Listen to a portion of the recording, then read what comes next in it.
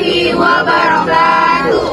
Kami dari kelompok 2 ingin menampilkan teater kami yang berjudul Putri Kemarau. I'm super shy, but wait a minute while I make you mine.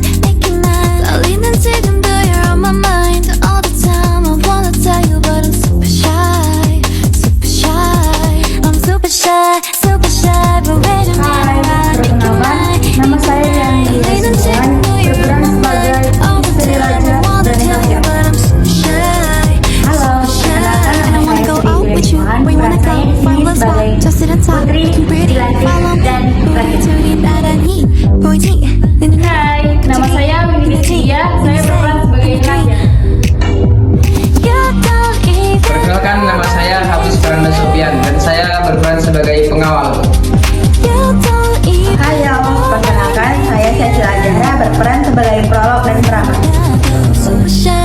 Halo, saya Uda Malia, saya sebagai prolog dan rakyat. Perkenalkan, nama saya Aidin Surosi. Di sini saya berperan sebagai raja.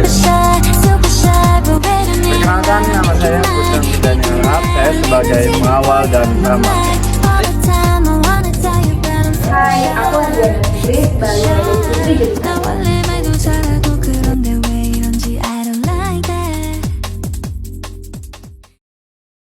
Pada zaman dahulu, tepatnya di Sumatera Selatan, hiduplah Putri Kemarau yang bernama Putri Jelitani. Ia disebut sebagai Putri Kemarau karena dia lahir pada bulan Kemarau. Namun, sayangnya ibunya telah meninggal dan ia hanya tinggal bertiga bersama saudari angkatnya Putri Jelantik dan ayahnya. Ayahnya adalah seorang raja yang bijaksana. Negeri yang dipimpinnya begitu damai dan makmur. Namun, pada suatu hari, negerinya dilanda musim kemarau. Bagaimana ini? Apakah kalian melihat kondisi negeri beberapa bulan ini? Ya, negara ini sangat menyedihkan. Banyak warga yang mengeluh tentang kekeringan dan kekurangan air. Tidakkah kalian berpikir sebaiknya kita menghadap raja saja agar bisa menangani masalah ini? Ya, setuju. Dalam perjalanan menuju ke istana, mereka bertemu dengan rakyat lainnya. Rakyat tersebut ikut bergabung menemui raja ke istana. Kalian hendak kemana? Kami ingin menemui raja untuk menanggulangi masalah kemarau ini. Ya, aku ikut. Sawahku juga mengalami kekeringan. Ayo. Tibanya di istana, mereka pun bertemu dengan para pengawal. Pengawal pun mengantarkan mereka ke hadapan sang raja. Ada perihal apa kalian datang kemari? Kami di sini ingin menemui raja. Baiklah, mari ikuti kami.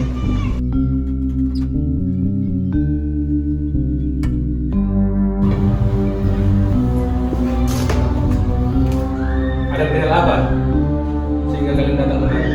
Baginda, kami datang kemari ingin meminta solusi tentang kemarau ini. Sebenarnya saya sudah memikirkan masalah kemarau ini. Siang ini saya sudah memanggil para peramal untuk mencari solusi atas masalah ini. Baiklah Baginda, kami akan menunggu kabar baik dari Pak Duta. Kalau begitu, kami mohon undur diri. Pada tiang harinya, peramal yang telah diundang oleh raja datang ke istana.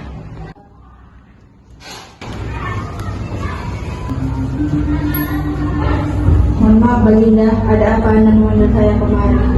Saya memanggil Anda ke sini untuk mencari solusi atas kekeringan yang terjadi pada negeri ini. Baiklah Baginda, akan saya coba.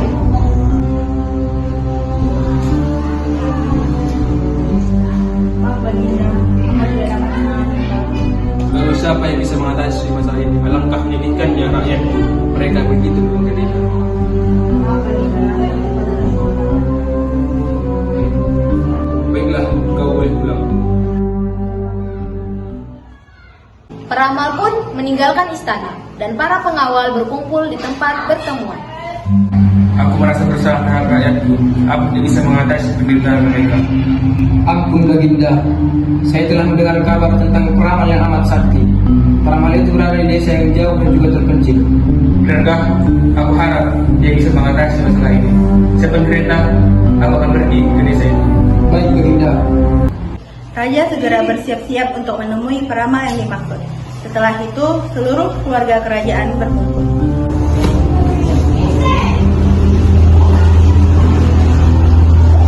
Duhai anakku, ingin menemui seorang peramal yang berada di desa yang jauh dari kerajaan. Selama bagian ayah menitipkan kerajaan kepadamu. Baiklah ayah, aku akan membantu perintah ayah. Raja pun pergi dan meninggalkan kerajaannya. Setelah berapa lama, tibalah dia di rumah sang peramal. Rumah Paduka. Satu kehormatan bagi hamba, Paduka telah datang ke hamba yang sederhana ini. Tidak apa-apa, maaf mengganggu Anda. Apa yang membuat Paduka datang kemari? Wahai Pak Peramal, negeriku telah memasuki musim kemarau. Rakyatku kesulitan menghadapi dan aku tidak terbuka jalan keluar. Tolong, apakah Anda dapat mengatasi masalah ini? Baiklah, izinkan saya untuk membantu.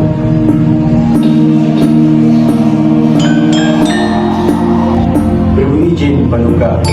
Dari yang saya lihat, ada solusi untuk membantu kekeringan yang ada di negara Paduka.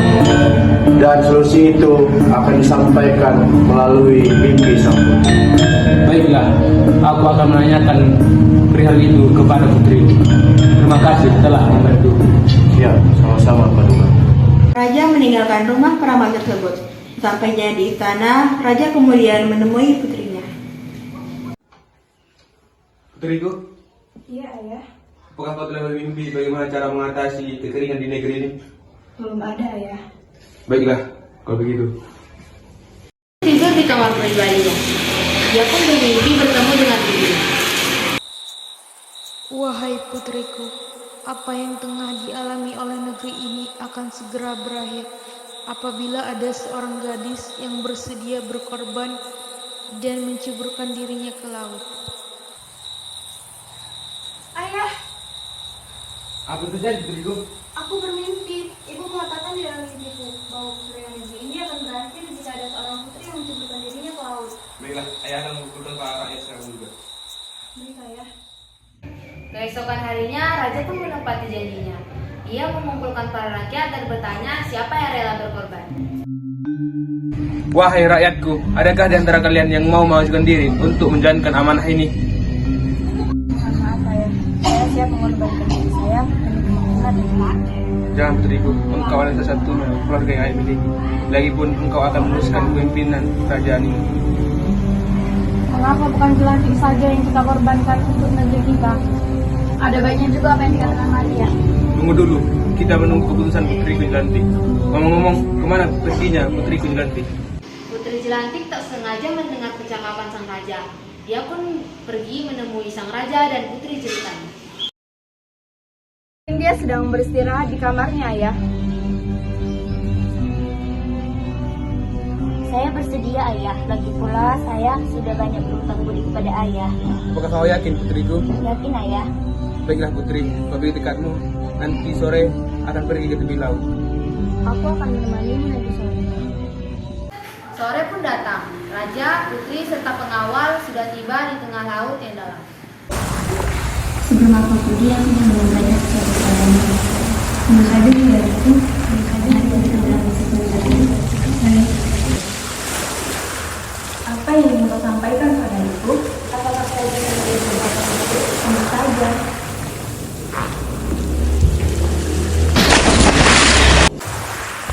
Ayah, Jelitani menjadikan diri ke dalam laut. Gimana bisa? Sebenarnya, Jelitani berkata bahwa dirinya saja yang menyebutkan dirinya ke dalam laut. Oh putriku, kau lebih baik. Kau rela mengorbankan dirimu demi negeri ini. Sampai di istana, Raja pun tidur. Dalam mimpinya, ia mendengar suara dayung. Pergilah ke tepi laut dan temui putrimu. Raja pun terbangun dan kembali menemui rakyatnya. Wahai rakyatku, mari kita kembali ke tepi laut. Aku mendengar suara bahwa aku harus ke sana. Rakyat dan raja pergi ke tepi laut dan menemukan putrinya di sana. Putriku! Terima kasih Tuhan, kau telah menyelamatkan putriku. Wahai rakyatku, bawa putriku ke istana. Baik baginda. Sampainya di kamar, putri Jelitani belum juga sadarkan diri. Terima kasih Tuhan, Engkau telah menyelamatkan saudariku. Putri Jelitani, maafkanlah aku. Baik Jelantik, aku sudah memaafkanmu. Terima kasih Jelitani. telah kembali sadar, masalah pun telah selesai. Saya akan meneruskan tahtaku kepada putri. Dan beberapa tahun kemudian, Putri Kemarau menjadi ratu menggantikan ayahnya yang memerintah dengan bijaksana sehingga rakyatnya bisa hidup dengan tentram dan makmur. Jadi, pelajaran yang kita dapat dari video tersebut adalah iri hati adalah sebuah emosi negatif yang dapat merusak diri sendiri dan orang lain. Oleh karena itu, kita harus belajar mengendalikan iri hati kita dan fokus pada hal-hal positif dalam hidup kita. Dan juga, dari teater tersebut mengajarkan kita banyak hal penting tentang kehidupan, seperti pentingnya mengendalikan iri hati, menjadi orang yang rendah hati, dan rela berkorban. Sekian, terima kasih. Itulah penampilan teater dari kelompok kami akhiri. Wassalamualaikum warahmatullahi wabarakatuh.